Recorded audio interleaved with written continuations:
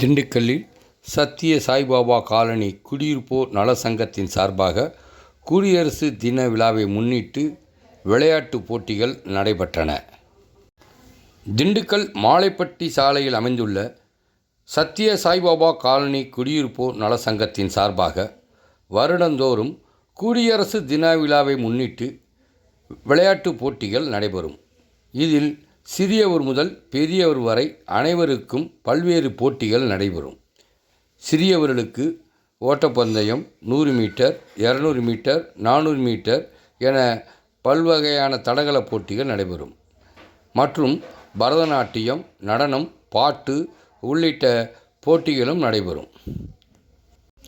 போட்டியில் வெற்றி பெறக்கூடிய சிறுவர் சிறுமிகள் பெரியவர்களுக்கு குடியிருப்போர் நல சங்கத்தின் சார்பாக பல்வேறு பரிசு பொருட்கள் வழங்கப்படும்.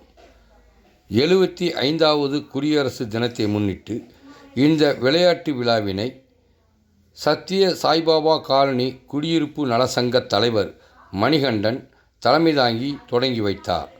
துணைத் தலைவர் வேங்கைராஜா மற்றும் இணைச் செயலாளர் பூபாலன் பரிசுகளை வழங்கினர்.